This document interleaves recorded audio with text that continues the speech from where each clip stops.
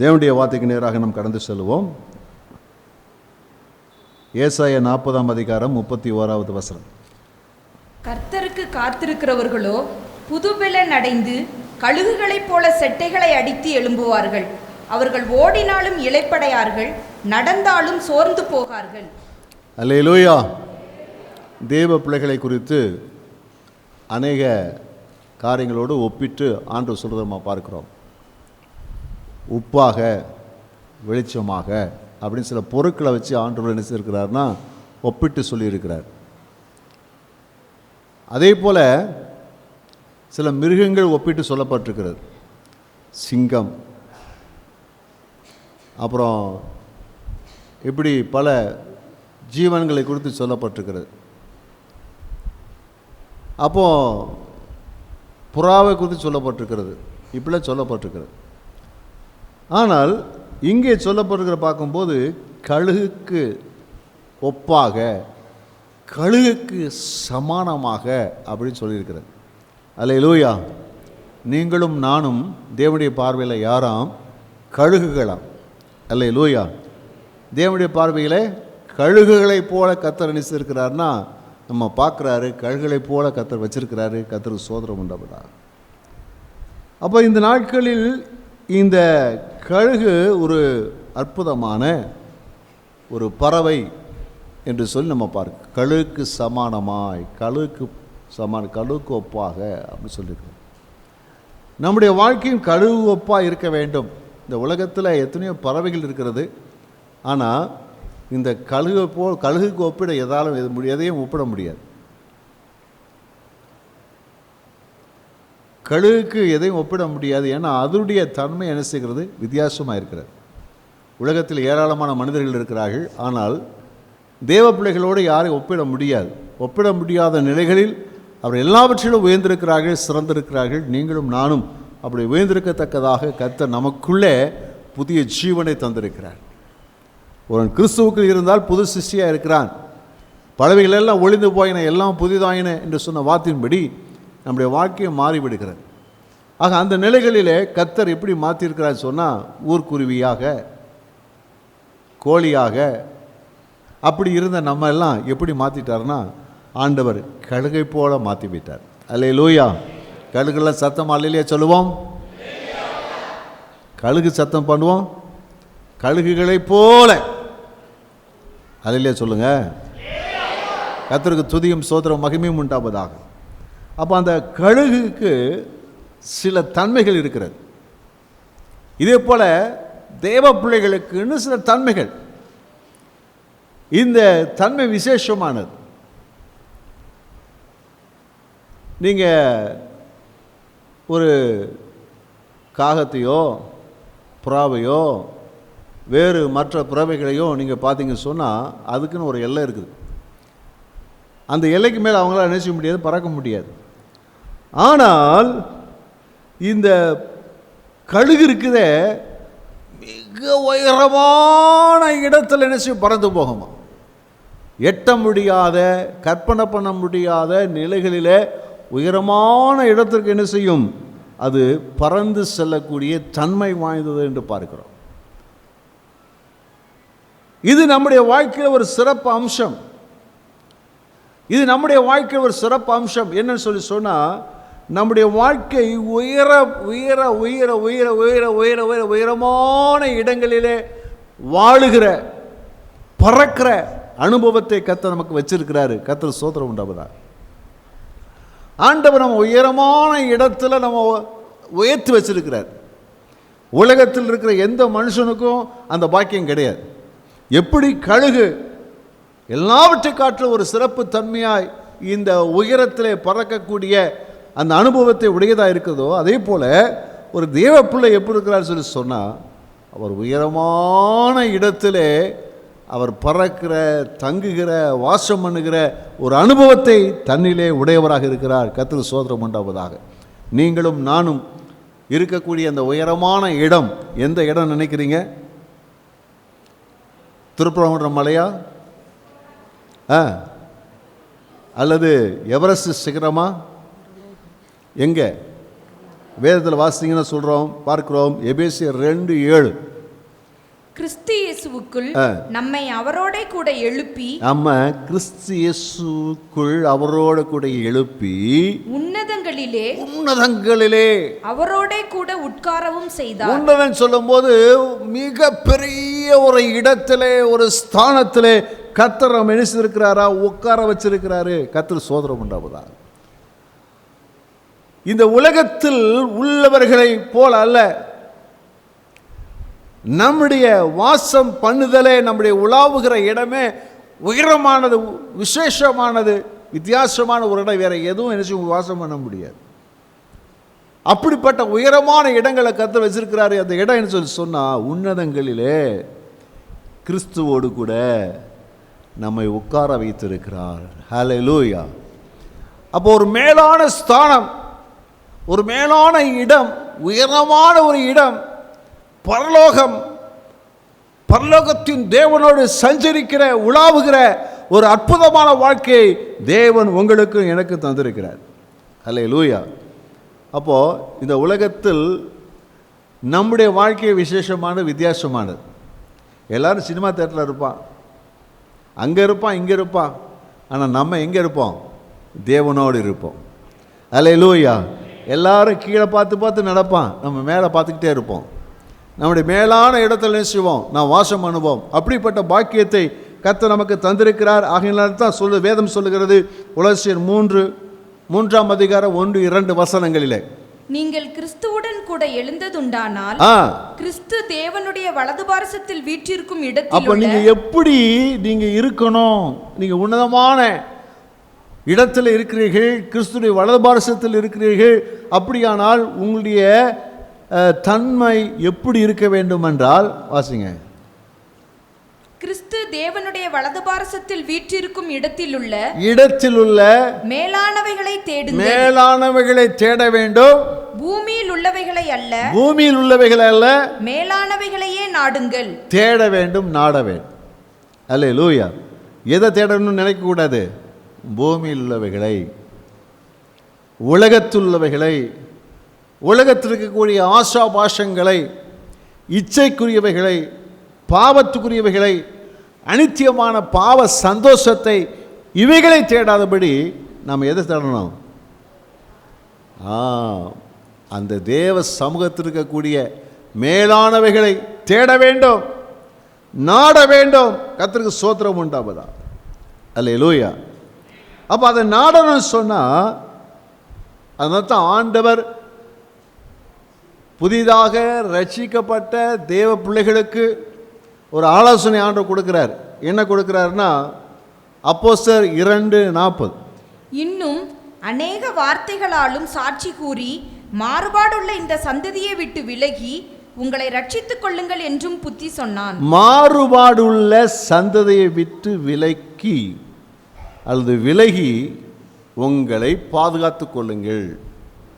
அல்லேலூயா. அப்போ உயரத்தில் நம்ம இருக்கிறோம், நம்முடைய ஸ்டாண்டர்ட் வேற, நம்முடைய நிலை வேற.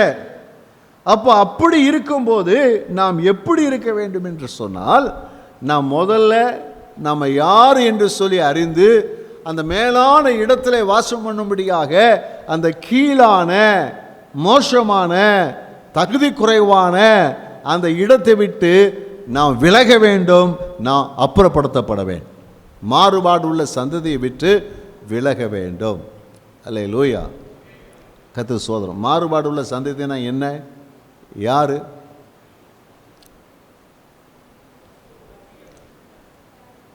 பாவம் செய்கிறவெல்லாம் மாறுபாடு உள்ளவன் தான்.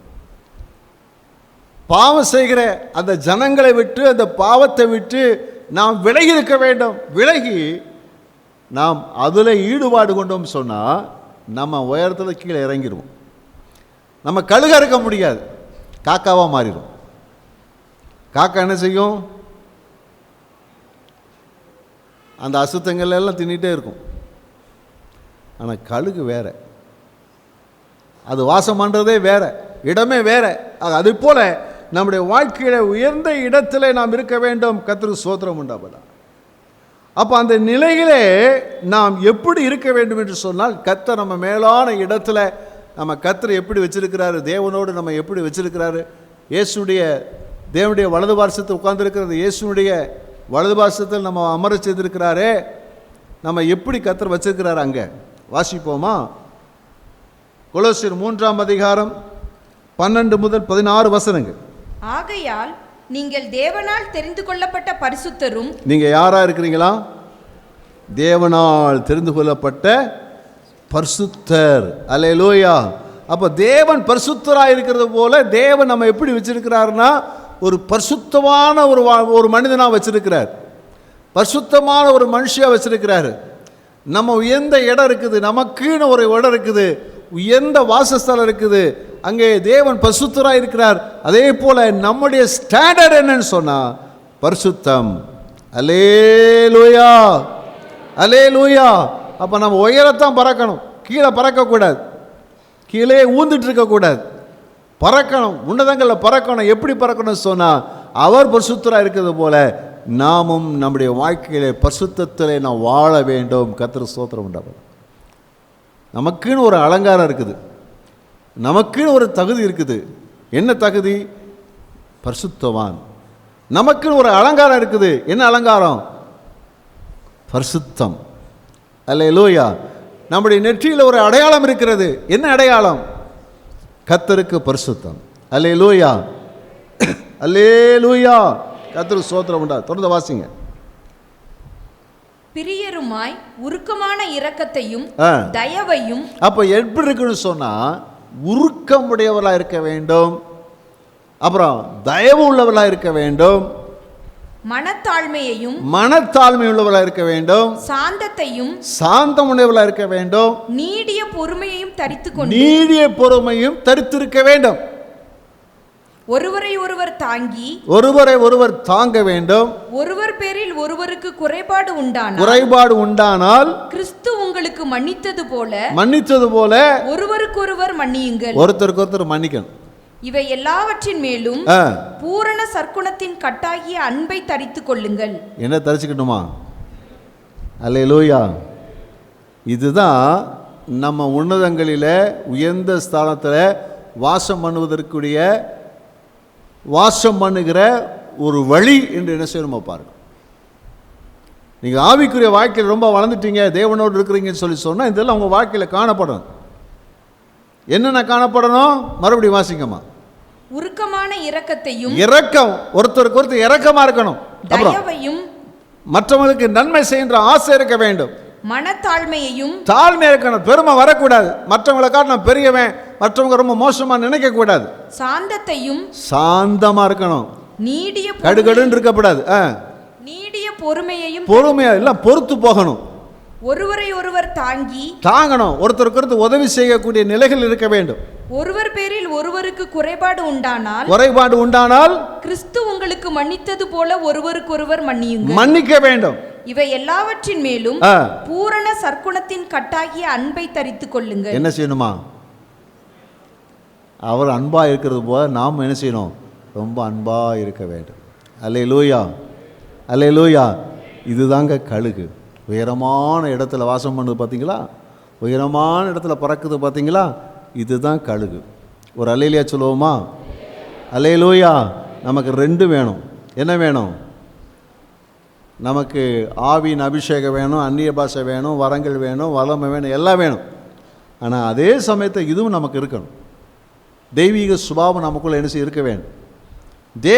தேவனோடு கூட உன்னதங்களிலே நான் வீற்றிருப்போமானால் அதற்குரிய வாழ்க்கை நம்முடைய வாழ்க்கையில் காணப்படும்.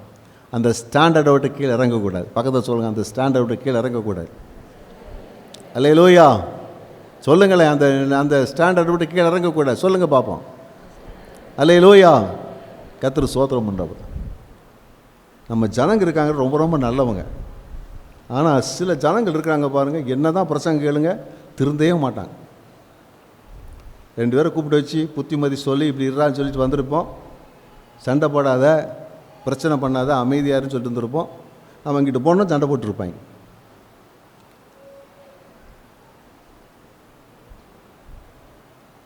அது யாருடைய சுபாவம் அல்ல, கழுகின் சுபாவம் அல்ல, கழுகினுடையதான அந்த நிலைப்பாடு அல்ல, அது உயரம் அல்ல. நீங்கள் அதில் இறங்குனீங்கன்னு சொன்னால் யாராக மாறிடுவீங்க? காகமாக மாறிடுவீங்க. உங்களை பார்த்து ஒரு கேள்வி, நீங்கள் காகமாக கழுகா?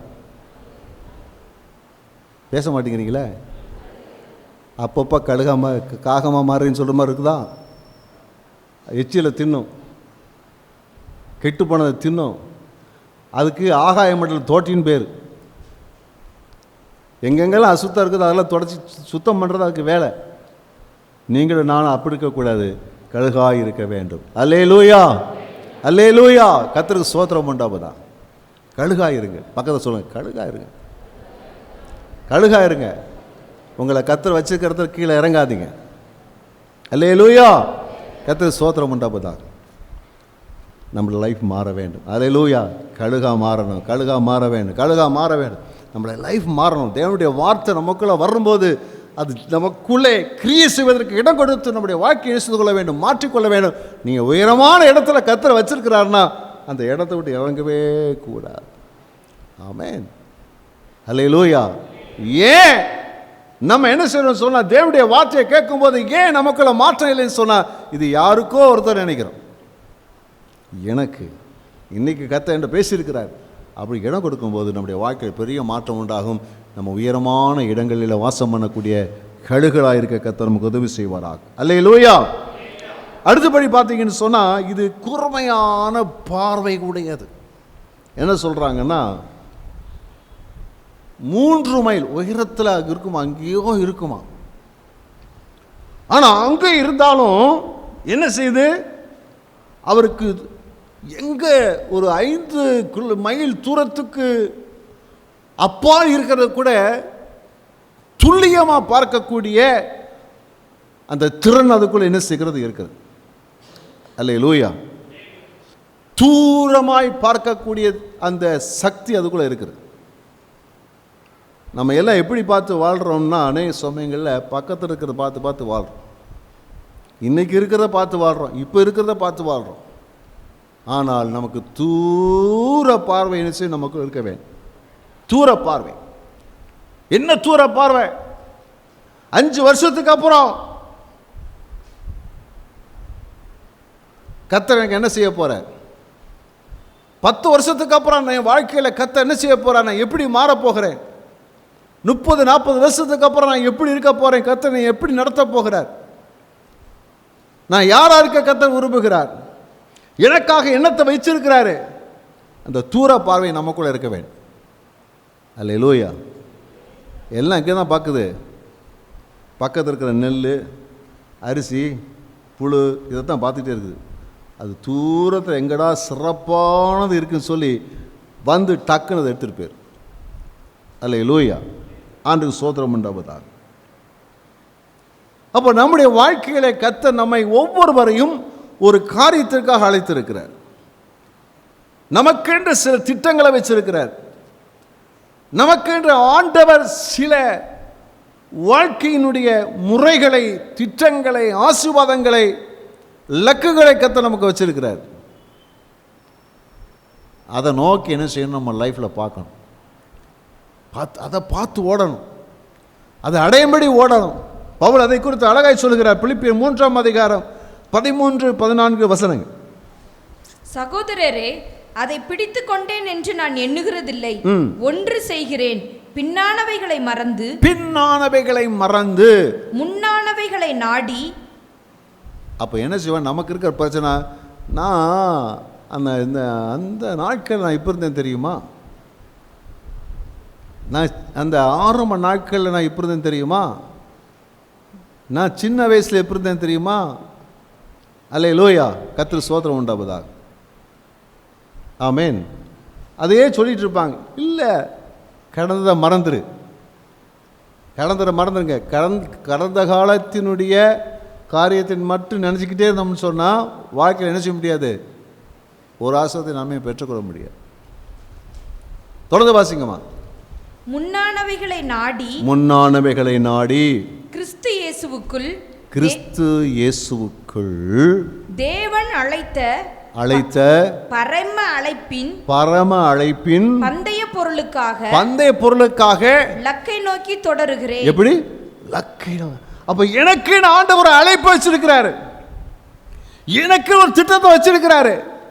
என் வாழ்க்கை நாம் அடைய வேண்டிய அந்த லக்கை கர்த்தருக்கு வச்சிருக்கிறாரு. அந்த லக்கை நோக்கி என்ன செய்கிறேன்? நான் ஓடுகிறேன். அல்லேலூயா. அந்த தூர பார்வை, கூர்மையான பார்வை, தெளிந்த தரிசனம் நமக்குள் என்ன செய்து கொள்ள வேண்டும்? எப்பொழுது இருக்க வேண்டும். அல்லேலூயா. எங்கே இருந்தால் நமக்கு அது வரும்னு சொன்னால், உயரமான இடத்துல வாசம் பண்ணாதான் அந்த பார்வை நமக்கு வரும். கழுவுடைய விசேஷமான தன்மை அதுதான். அதுக்கு தூரமாய் பார்க்கக்கூடிய தெளிந்த பார்வை என்ன செய்கிறது? இருக்கிறது. அல்லேலூயா. அப்போ நமக்கென்று வைத்திருக்கிற திட்டங்களை, சித்தங்களை நாம் அறிந்து அதுக்கு நேராக நினைத்து கொள்ள வேண்டும், ஓடிக்கொண்டே இருக்க வேண்டும். உங்களை பார்த்து ஒரு கேள்வி கேட்குறேன். அடுத்த வருஷம் நேரம் நீங்கள் எப்படி இருப்பீங்க?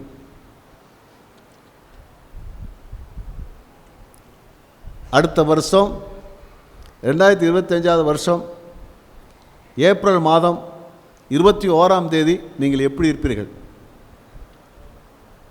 சில யோசிக்கிறாங்க, எனக்கு ஒரு வயசு கூடியிருக்கும், அது தானாக வந்துடும், அதுக்கு ஒன்றும் செய்ய வேண்டிய அவசியமே இல்லை. என்னவா இருப்பீங்க?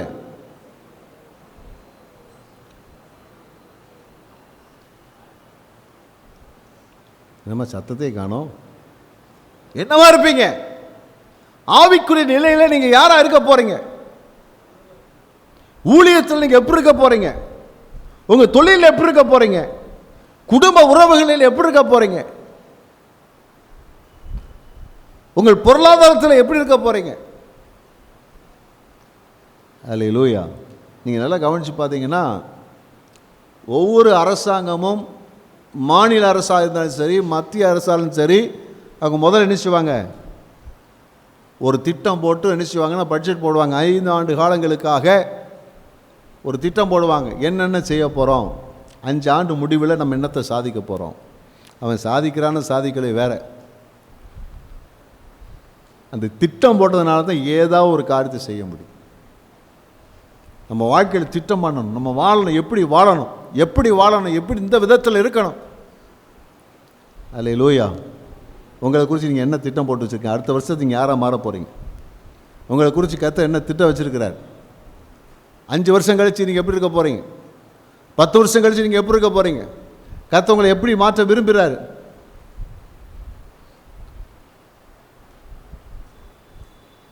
அல்லேலூயா. இந்த தூர தரிசனத்தை உடையவர்களாக நான் வாழுவோமானால் அதுதாங்க கழுகு, அதுதான் கழுகு. அல்லேலூயா. புசிப்போம், குடிப்போம், நாளைக்கு ஆமாம் அந்த நிலை இருக்கக்கூடாது. நம்முடைய வாழ்க்கையில் சாதிக்க வேண்டும். பக்கத்தை சொல்லுங்கள், நல்லா சாதிக்கணும், வாழ்க்கையில் சாதிக்கணும், நல்ல வாழ்க்கையில் சாதிக்கணும். அல்லேலூயா. ஏன்னா நமக்குள்ளே இருக்கிற வித்து அப்படிப்பட்டது. கர்த்தராகிய இயேசு கிறிஸ்துவின் வித்து நமக்குள்ளே இருக்கிறது.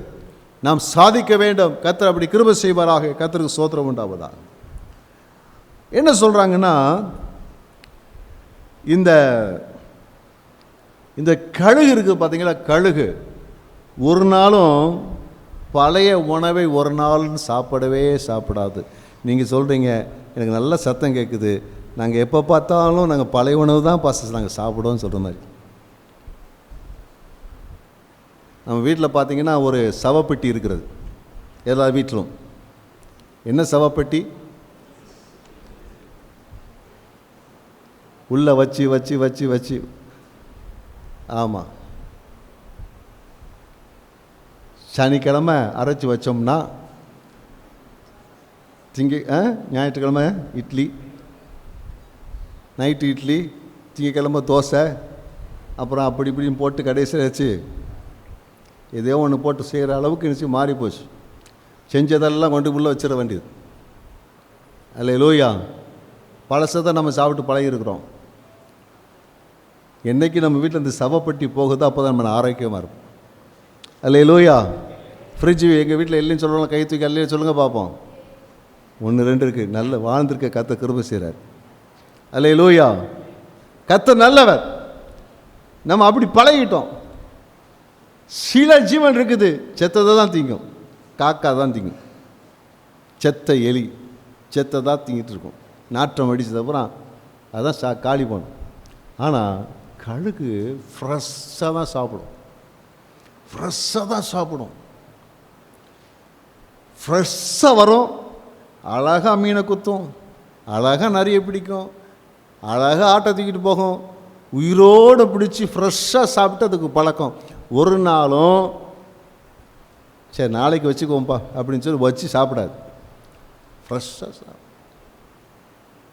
இதே போல் நம்முடைய வாழ்க்கையில் பார்த்தீங்கன்னு சொன்னால் ஆண்டவர் தான் சொல்லியிருக்கிறாரு, டெய்லி ஃப்ரெஷ்ஷாக சாப்பிடுங்கப்பா.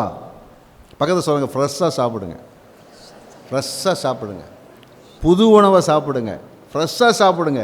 அல்லேலூயா. அப்போ ஆண்டவர் சொல்கிறார் பாருங்க, அதுக்காக ஜோமனை கற்றுக் கொடுத்துருக்கிறார். மத்தேயு 6:15 எங்களுக்கு வேண்டிய ஆகாரத்தை இன்று எங்களுக்கு தாரும். அல்லேலூயா. என்ன செய்யணுமா? இன்னைக்கு வேண்டிய ஆகாரத்தை இன்னைக்கு சாப்பிடுங்க. இன்னைக்கு கேடு தருவார் ஆண்டவர். அதே போல் வனாந்திரத்தில் ஆண்டவர் அவர்களுக்கு என்ன தந்தார்? மன்னாவை தந்தார். தேவ தூதுடைய அப்பத்தை கொடுத்தார். அதிகாலையில் என்ன செய்யும்? அந்த அப்பம் என்ன செய்யும்? இருக்கும். அதிகாலையில் போய் அதை பொறுக்கிட்டு வரணும். டெய்லி ஆண்டவர் தேவ தூதுடைய அப்பத்தை தினந்தோறும் புதிதாக ஆண்டவர் கொடுத்து கொண்டே ஒரு நாள் கூட என்ன பழச வைக்கலை, புதுசாக கொடுத்தாரு. எல்லாம் நல்லா சாப்பிட்டு நல்லா ஆரோக்கியமாக அந்த பலத்தில் 40 ஆண்டுகள் எந்த வியாதி இல்லாமல் நல்லா அற்புதமாக இருந்தார்கள். இதே போல் நம்முடைய வாழ்க்கையில் என்ன சொல்லி சொன்னால், ஃப்ரெஷ்ஷாக நம்முடைய வாழ்க்கையில் நாம் சாப்பிட வேண்டும். கர்த்தருக்கு ஸ்தோத்திரம் உண்டாவதாக. அது என்னன்னா, நம்முடைய ஆவிக்குரிய உணவாக இருக்கக்கூடிய அந்த மன்னாவாக இருக்கக்கூடிய வேத வசன ஆகாரத்தை தினந்தோறும் நாம் உட்கொள்ள வேண்டும். அல்லேலூயா. நேற்று வச்சதை வச்சு கதை ஓட்டக்கூடாது. பக்கத்தை சொல்லுங்க, நேற்று வாசித்தது வேத வசனத்தை வச்சு கதை ஓட்டக்கூடாது. அல்லேலூயா. கர்த்தருக்கு ஸ்தோத்திரம் உண்டாவதாக. இன்னைக்கு வேதத்தை வாசிக்கணும். அல்லேலூயா. இன்னைக்கு எத்தனை இட்லி சாப்பிட்டீங்க? ஒரு நார்மலாக ஒரு 4 இட்லி சாப்பிட்றான் இல்லையா?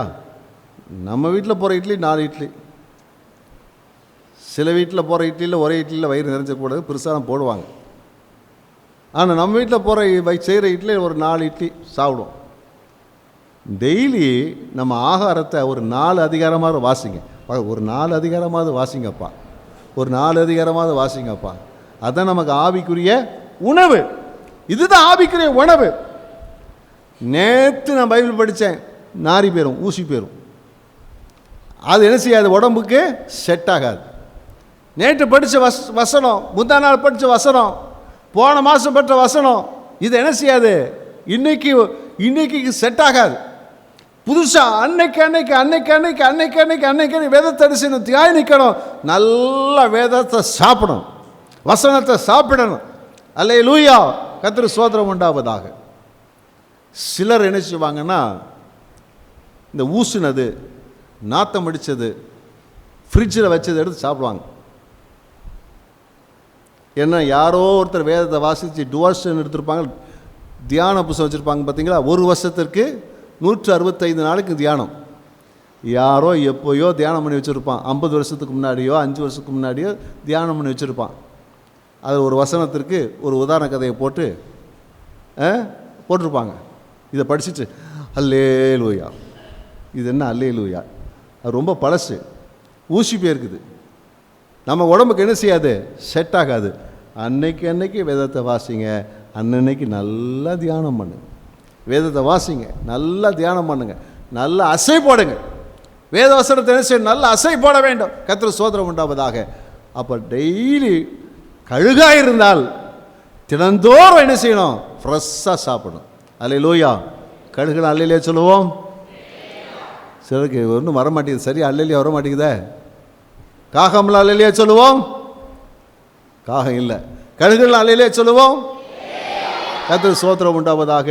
நல்லா ஃப்ரெஷ்ஷாக நம்ம என்ன செய்யணும்? ஒவ்வொரு நாளும் வேத வசனத்தை வாசித்து அதை தியானம் பண்ணும்போது நம்முடைய வாழ்க்கையில் நாம் கழுகை போல பலசாலிகளாக ஆரோக்கியம் உள்ளவர்களாக நாம் காணப்படுவோம். கர்த்தர் நமக்கு உதவி செய்வாரா.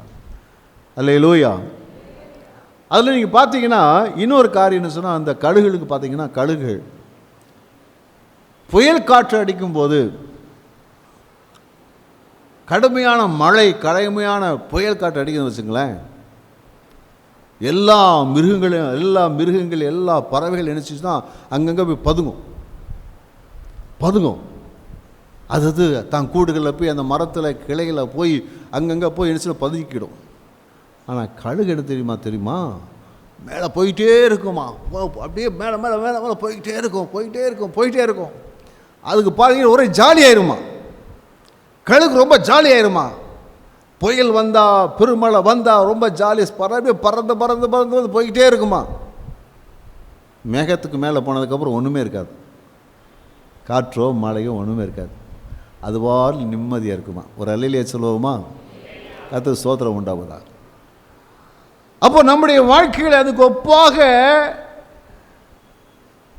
ஒரு தேவ மனுஷன், அவன் வாழ்க்கையிலே புயல் அடிக்கும், காற்றடிக்கும், பெருமழை பெய்யும், போராட்டம் வரும். ஆனால் இவன் போயிட்டு ஐயோ எனக்கு அப்படி ஆச்சே, இப்படி ஆச்சே, இந்த மாதிரி ஆயிடுச்சேன்னு சொல்லி கவலைப்பட்டுட்டு இந்த சாதா பறவைகளை போல் இருக்க மாட்டான். அதை மேற்கொண்டு மேலே போய் அதை அந்த காற்றை பார்த்து, அந்த புயலை பார்த்து, அந்த பெருமழையை பார்த்து, அந்த போராட்டங்களை பார்த்து அவன் சிரிப்பான். அல்லேலூயா. எத்தனை பேர் பெருமழை பெஞ்சிச்சு, பெருக்காற்று அடிச்சிச்சு, புயல் அடிச்சிச்சு, ஐயோன்னு அழுதுட்டுருக்குறீங்க. அழுதா காக்கா. ஆனால் அதில் வந்து பாரு நின்று அதை ஜெயிக்கிறீங்க பார்த்தீங்களா, நீங்களாம் கழுகாக மாறிடுவீங்க. ஆமேன்னு சொல்லுவோமா? யாருக்கெல்லாம் போராட்டமே இல்லை கை தூங்க பார்ப்போம். என் வாழ்க்கையில் போராட்டமே பிரச்சனையே இல்லை இருக்குது. போராட்டமே இல்லைன்னா ஒரு ஆளுக்கு தான் இல்லை, பூமி கட்டியில் போனவருக்கு தான் இப்போ போராட்டம் கிடையாது. மற்ற எல்லாருக்கும் என்ன இருக்குது? போராட்டம் இருக்குது. ஆனால் போராட்டத்தில் கழுகுக்கும் மற்ற பறவைகளுக்கும் வித்தியாசம் இருக்கிறது. இது என்ன செய்யுது? போராட்டத்தை வந்து பாரு,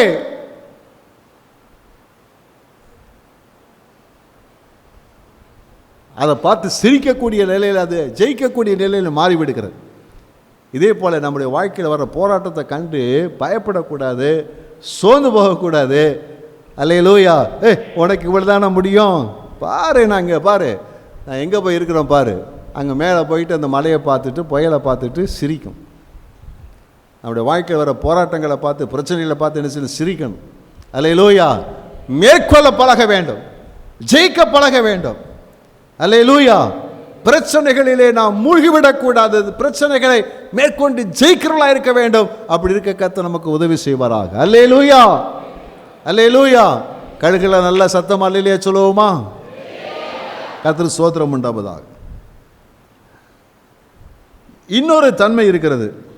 என்ன தன்மை சொன்னால்,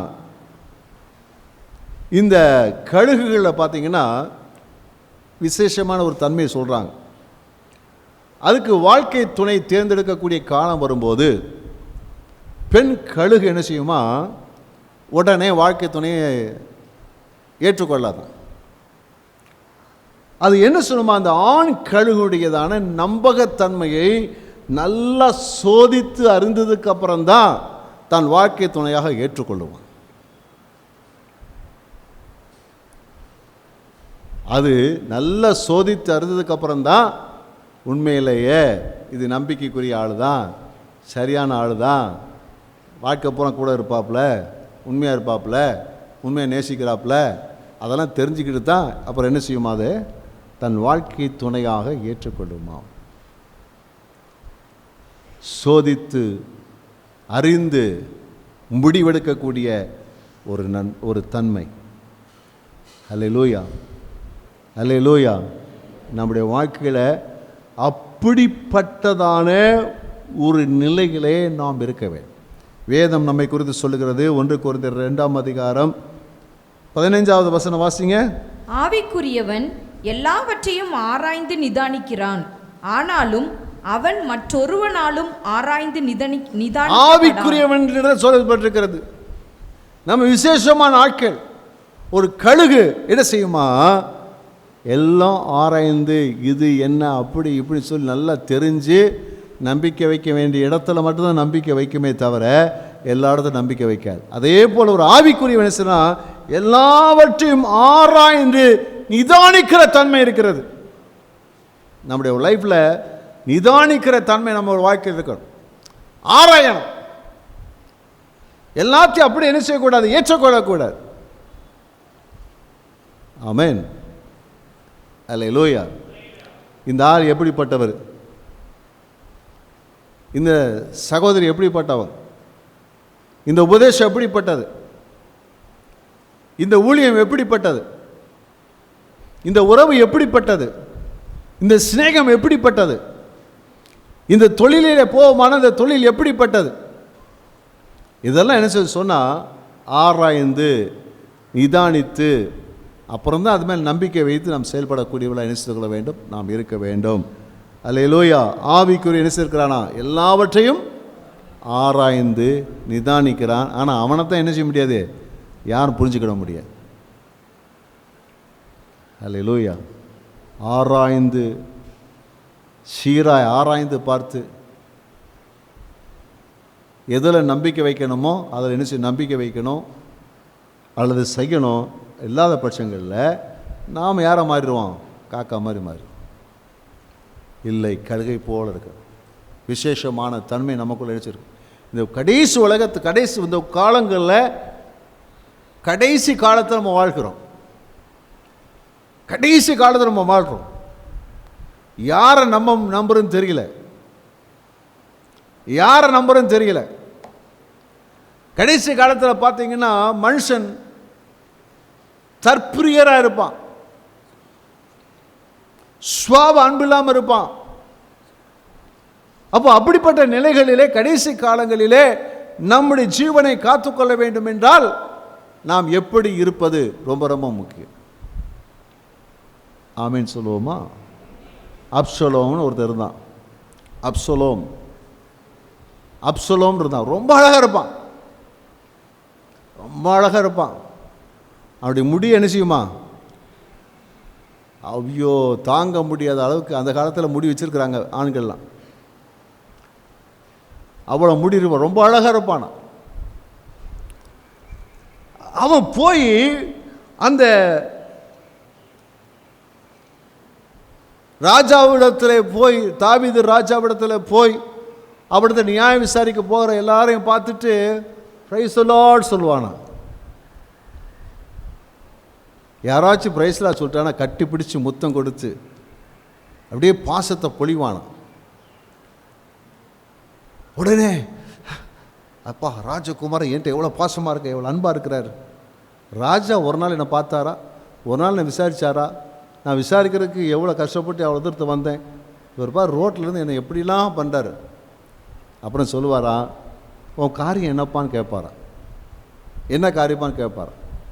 அப்படியா, உன் காரியம் நீ கரெக்டாக தான் இருக்க, உனக்கு பக்கத்தில் நியாயம் இருக்குது. ஆனால் ராஜா கிட்ட போனீங்கன்னா உனக்கு நியாயம் செய்ய மாட்டார். வா நம்ம பக்கமாக நின்றுக்கா. இப்படியே கூட்டம் சேர்த்தான் பாருங்க, இப்படியே கூட்டம் சேர்க்குறான். இதே போல தான் இன்றைக்கி அநேக சமயங்களில் நம்மை வஞ்சித்து ஏமாற்றி தங்களுக்கு ஆதாயம் உண்டாக்கும்படியாக செயல்படக்கூடிய கூட்டங்கள் இருக்கிறது, மனிதர்கள் இருக்கத்தான் செய்கிறார். நம்ம ஞானமாக இருக்கும்.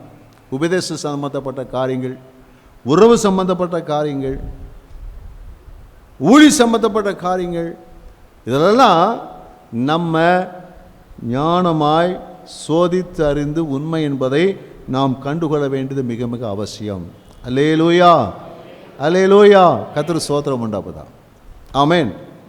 சில வருவாங்க வீட்டுக்கு, சில ஊழியக்காரர்கள் வருவார்கள். வந்த உடனே கண்ணமுடி எல்லாம் ஸ்தோத்திரம் பண்ண அல்லியம் பாச பேச அல்லேலூயா ஸ்தோத்திரம்பாங்க. அப்படியே ஒரு ஒரு மனதுருக்கமா, வீட்டில் ஒரே இருளை நான் காண்கிறேன். என்னடா இருளா இருக்குது, ஒரே இருளா இருக்கிறது காண்கிறேன். கர்த்தர் எனக்கு காண்பிக்கிறார். எல்லாம் கண்ணை முடிங்க சொல்கிறேன், கண்ணை முடிங்க சொல்கிறேன்.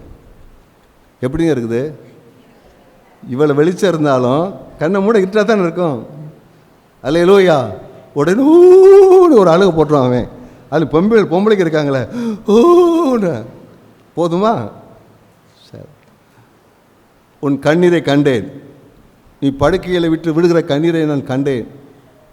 அப்போ பொம்பளை எங்கே கடி விடுவாங்க? அந்த தலையில தான் தலை விடுவாங்க. தலையினை பூரா நினைச்சு தான் இருக்கும் அநேக பொம்பளைங்களுக்கு, குடும்ப பிரச்சனைகளுக்கு. அல்லேலூயா. இது வேடிக்கையை நான் சொன்னாலும் இன்றைக்கு அநேக தேவ பிள்ளைகள் வஞ்சிக்கப்பட்டிருக்கிறான். அல்லேலூயா. அப்போ நம்ம சரியாக ஆராய்ந்து பார்த்து நம்மை காத்து கொள்வது மிக மிக அவசியம். அல்லேலூயா. ஒருத்தர் ஓவராக ஒழுகுனான்னு வச்சுக்கோங்க, ரொம்ப கேர்ஃபுல்லாக இருக்கணும். பக்கத்தில் சொல்லுங்கள், ஒருத்தர் ஓவராக ஒழுகுறாரு, ஒரு சிஸ்டர் ஓவராக ஒழுகுறாங்கன்னா கவனமாக இருங்க. அல்லேலூயா. கர்த்தருக்கு ஸ்தோத்திரம். பஞ்சாயத்து இருக்குன்னு அர்த்தம். அல்லேலூயா. கர்த்தர் நல்லவர். ஆமென். நாம் ஞானமாக இருக்க கர்த்தர் எல்லாவற்றையும் சோதித்தறிய இதானிச்சறிய வேண்டும். ஜெபம் பண்ணணும், ஆண்டவர்கிட்ட கேட்கணும், ஆண்டவர் இது எப்படி? ஆவியை நமக்கு உதவி சொல்லுவார். ஆவியானவர் அது இடம் கொடுக்கணும். இது சரி, இது தப்பு, இது சரியா, சரி தப்பு, அது செய்யணும். கர்த்தர் நமக்கு உதவி செய்வாராக. பார்த்தீங்கன்னா இதில் என்னன்னு சொன்னால், இந்த கழு இருக்குதே, அதை போல மீன் பிடிக்கிறதுக்கு திறமை எவருக்கும் கிடையாது. மேலே மலை உச்சியில் இருக்கும், இங்கே நதியிலையோ குளத்துலையோ மீன் இருக்கும், பார்த்துக்கிட்டே இருக்கும். கரெக்டாக அப்படியே தூக்கிட்டு போயிடும். அது எப்படி அதுக்கு மட்டும் சிக்குது? அதுக்கு கொடுக்கப்பட்ட கிருபை தான். அல்லேலூயா. கர்த்தருக்கு ஸ்தோத்திரம் உண்டாவதாக. எத்தனையோ ஜீவன் வருதப்பா, எத்தனையோ பறவை வருதப்பா, அதெல்லாம் உட்காந்து நாரெல்லாம் நன்னு நினைச்சுது, அதில் போட்டுக்கிட்டு என்னமோ நின்று பார்க்குது. அதுக்கெல்லாம் அமைய மாட்டுது. அயர மீன், கெளுத்தி மீன் தான் என்ன செய்யுது, அதுக்கு அமையுது. ஆனால் இதுக்கு பார்த்தாக்கா பெரிய ரா கிடைக்குது, அப்படி தூக்கிட்டு போகுது. அல்லேலூயா. கழுகெல்லாம் அல்லையிலே சொல்லுவோமா? அல்லேலூயா. உங்களுக்கெல்லாம் இப்படிப்பட்ட ஒரு திறமையை கர்த்தர் கொடுத்துருக்கிறார். என்ன திறமைன்னா மீன் பிடித்தல். அல்லேலூயா. கர்த்தருக்கு ஸ்தோத்திரம். என்ன மீன்? ஆத்துமாக்கள். ஆண்டவர் சொல்கிறாரு, பேதுரு பார்த்து சொல்கிறாரு, என் பின்ன வாப்பா. இது வரைக்கும் மீன் பிடிச்சிட்டு இருந்தா அவனை பார்த்து சொல்கிறாரு, என் பின்ன வாப்பா, மீனை பிடிக்க. இது வரைக்கும் மீனை பிடிச்ச, அதே போல் உன்னை மனுஷரை பிடிக்கிறவளாக்குறேன்னு சொல்கிறார். மீன் பிடித்தல் என்று சொல்லுவென்றால் ஆத்துமாக்களை ஆதாயம் செய்தல். அவர் கழுகாக இருந்தான்னு சொன்னால் சூப்பராக மீன் பிடிக்கும். கழுகுக்கு யாரும் சொல்லிக் கொடுக்க வேண்டிய அவசியமே இல்லை. அந்த கழுகு அழகாக நேர்த்தியாக அது அருமையான மீனை பிடிக்கும். பெரிய பெரிய மீனாக பிடிக்கும், சிறந்த மீனாக பிடிக்கும். அல்லேலூயா. நீங்களும் நானும் கழுகாக இருந்தால் நல்ல நல்ல மீன் பிடிக்கணும். நீ என்ன சொல்லிடுறாங்க, பாஸ்டர் மீன் பிடிச்சி உங்கள் வீட்டுக்கு கொண்டாந்துட்டு சொல்லிடாதீங்க. நான் அந்த மீனை சொல்ல, ஆத்துமாக்களை சொல்லுகிறேன். அல்லேலூயா. ஆத்துமாக்கள். அப்போ நம்ம ஆத்துமாக்களை நாம் நேர்த்தியாக அவர்களை சந்தித்து ஆதாயம் பண்ணி சபையிலே கொண்டு வந்து சேர்க்கக்கூடியதான அந்த நிலைகளை நாம் சிறப்பு தன்மையுடையவர்களாக இருக்க வேண்டும். கர்த்தருக்கு ஸ்தோத்திரம் உண்டாவதாக. நம்ம எல்லாருமே ஆத்தும ஆதாய வீரர்களாக இருக்க வேண்டும். நம் மூலமாக ஆத்மா ரட்சிக்கப்பட்டுக்கொண்டே இருக்க வேண்டும். கர்த்தர் நமக்கு கட்டளை கொடுத்திருக்கிறார், நீங்கள் புறப்பட்டு போய் சகல ஜாதிகளையும் சீசராக்குங்க. நம்ம நல்லா மீன் பிடிக்கணுங்க. பக்கத்தில் சொல்லுங்க, நல்லா மீன் பிடிக்கணும். இது நமக்கு முக்கியமான கட்டளை. அல்லேலூயா. கர்த்தருக்கு ஸ்தோத்திரம் உண்டாவதாக. நீங்கள் மீன் பிடிக்கலைன்னா என்ன அர்த்தம்? கழுகு இல்லைன்னு அர்த்தம். அல்லேலூயா. மீனை பிடிக்கணும், ஆத்துமாக்களை சந்திக்கணும், ஆத்துமாதம் பண்ணணும், சபைக்குள்ள கொண்டு வரணும், கிறிஸ்துவுக்கு நடத்தணும், உருவாக்கணும். கர்த்தருக்கு ஸ்தோத்திரம் உண்டாவதாக. அல்லேலூயா. அப்புறம் கடைசியாக பார்த்தீங்கன்னா, இந்த கழுகுக்கு ஒரு சிறப்பு தன்மை ஒன்று இருக்குது. என்னென்னா, அது எல்லா ஜீவன்களை போலும் அது என்ன செய்யும்னா, அது குஞ்சுகளை அது பெற்றெடுக்கக்கூடியதான தன்மையுடையது தான். அப்போது இந்த தாய் பறவைக்கு பார்த்தீங்கன்னா, கழுகு டெய்லி கொண்டாந்து என்ன செய்யும், குஞ்சுக்கு ஆகாரத்தை கொடுத்துக்கிட்டே இருக்கும். இதுவும் வாயை திறந்து ஆ ஆ மீன் என்ன, அது என்ன, நரி என்ன, அது என்ன, இது என்ன, ஆடு என்ன, நல்லா உட்காந்து நல்லா தின்னிகிட்டே இருக்கும். நல்லா தின்னு நல்லா வளர்ந்து கொஞ்சம் ரெக்கைலாம் முளைச்சிட்டு இருக்கும். அதுக்கப்புறம் என்ன செய்யும், அம்மா சத்தம் கேட்டு ஆன்னு வாயை திறத்துக்கிட்டு ஆன்னுட்டு இருக்கும். ஒரு நாள் என்ன செய்யும்னா, ஒரு அடி போட்டு சட்டையை வச்சு ஒரு அடி பிடிச்சி கீழே தள்ளி விட்டுரும். கத்தும், ஐயோ ஐயோ ஐயோ ஐயோ ஐயோ ஐயோ ஐயோ. அப்போ அந்த அப்பா கழுகு இருக்குது பார்த்தீங்களா, ஆண், அது லேசாக அப்படி தாங்கி உள்ளே தள்ளி விட்டுரும். சரி அப்படியே போகும் பார்த்தா இது போகாது. இது தள்ளி தள்ளி விட, இது தள்ளி விட, அப்புறம் உள்ளே வர தள்ளி வர உள்ளே வரும். அப்புறம் என்ன சொன்னால், இந்த தாய் கழுகுக்கு ஒரு நாள் சொல்கிற தோலில் வச்சு அப்படி கொண்டுட்டு போகும். அது ஊரை சுற்றி பார்த்துட்டு வரும், மலைகளையெல்லாம் பார்த்துட்டு வரும். அப்படியே போயிட்டே இருக்கும். போயிட்டு இருக்கும்போது டபக்குன்னு கீழே தள்ளி விட்டுரும். ஐயோ செத்தன்னு கத்துனா அப்படியே உடனே இந்த அப்பா கழுகு போய் அப்படியே தூக்கி எடுத்து கொண்டு வரும்.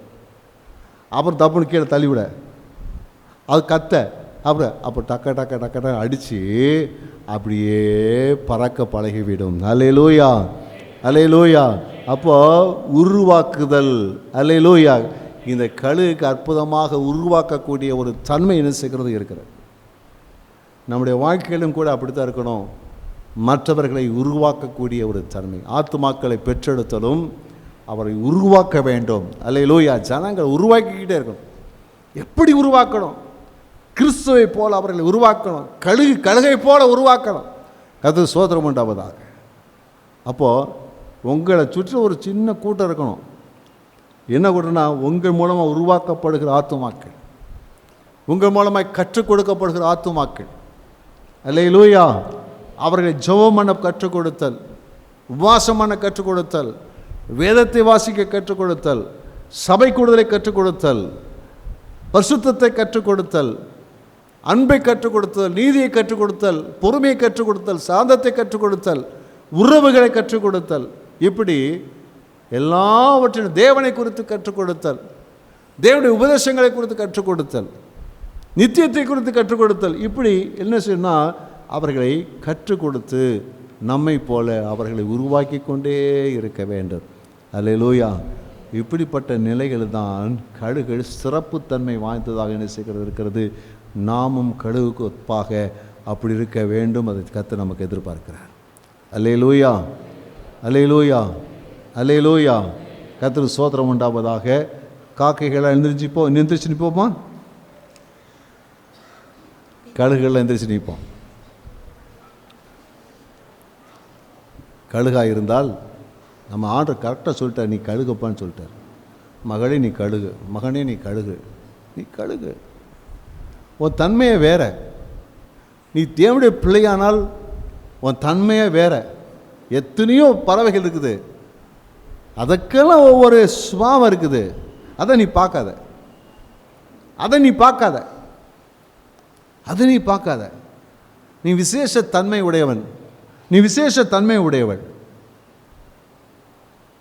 நீ உயரமான இடத்துல வாசம் பண்ணக்கூடிய ஒரு அனுபவத்தை, ஆவிக்குள்ளான ஆவிக்குரிய எந்த அனுபவத்தில் வாழக்கூடிய ஒரு அற்புதமான ஒரு இடத்துல இருக்கிறீங்க. கிறிஸ்துவோடு கூட உன்னதங்களில், பரிசுத்தத்தில், நீதியில், நேர்மையில், அன்பில், மன்னிக்கிறதுல, விட்டு கொடுக்கறதுல, அப்படிப்பட்ட உயர்ந்த ஸ்தலம் அன்பு, எல்லாவற்றுக்கும் மேலாக அன்பு. இந்த ஒரு அருமையான ஒரு இடத்துல கர்த்தர் நம்ம வச்சிருக்கிறாரு. நாம் அப்படித்தான் நம்ம இருக்க வேண்டும். நம்முடைய பார்வை தூர பார்வை, தரிசனம் உள்ள பார்வை, தூரத்தில் பார்த்து அப்படி நடக்கக்கூடியவர்களாக நம்முடைய வாழ்க்கை இருக்கணும். ஏதோ பிறந்தோம் வளர்ந்தோம் போனோன்று இருக்கக்கூடாது. எதிர்காலத்தை திட்டமிட்டு, எதிர்காலத்தை தூர தரிசனத்தோடு பார்த்து தேவன் என்னை எப்படி வைத்திருக்கிறார் என்பதை அதை அறிந்து அதை அடைந்து கொள்ளத்தக்கதாக ஓட வேண்டும். அதே சமயத்தில் தினந்தோறும் நாம் புதிதாக ஆவிக்குரிய ஆகாரமாகிய தேவனுடைய வார்த்தையை தேவ சமூகத்தில் பெற்றுக்கொண்டு உள்ளான மனுஷனுடைய வல்லமையாய் பலப்பட வேண்டும். என்றைக்கோ வேதத்தை வாசித்தேன்னு ஓடக்கூடாது, நேற்று வாசிச்சுட்டேன்னு இருக்கக்கூடாது. தினந்தோறும் வேதத்தை வாசிங்க, அதை தியானம் பண்ணுங்க. ஆவிக்குரிய வாழ்க்கையில் பலன் உள்ளவர்களாக இருப்பீர்கள். கழுகு ஒரு நாளும் பிரச்சனைகள் போராட்டத்தை கண்டு பயப்படாது, ஒளிந்து கொண்டாது, அழாது, சோர்ந்து போகாது. அதுக்கு எதிர்நீச்சல் போட்டு உயர பறந்து அந்த போராட்டங்களை பார்த்து, புயலை பார்த்து அது சிரிக்கும். நம்ம வாழ்க்கையில் தேவ மனுஷன் ஒரு நாளும் பயப்பட மாட்டான், சோர்ந்து போக மாட்டான், அதுகளை மேற்கொள்கிறவனாக இருப்பான். ஹல்லேலூயா. அப்படி நாம் இருப்போமாக. ஹல்லேலூயா. அது யாரையும் சாதாரணமாக நண்பாது. ஆராய்ந்து ஒரு மனுஷனுடைய துணையுடையதான வாழ்க்கையில் தன்னை போல் ஒத்தவர்களுடைய காரியங்களை ஆராய்ந்து அறிந்து நிதானித்து முடிவெடுக்கக்கூடிய தன்மையுடையது. நாமும் ஆவிக்குரியவர்கள் நிதானித்து எல்லாவற்றையும் ஆராய்ந்து அறிவுகளாய் காணப்பட கர்த்தர் நமக்கு உதவி செய்வராக. மீன் பிடிக்கும் கலையில் மிக சிறந்த திறன் உள்ளது. நம்ம ஆத்துமாக்கள் ஆதாயம் பண்ணணும். அல்லேலூயா.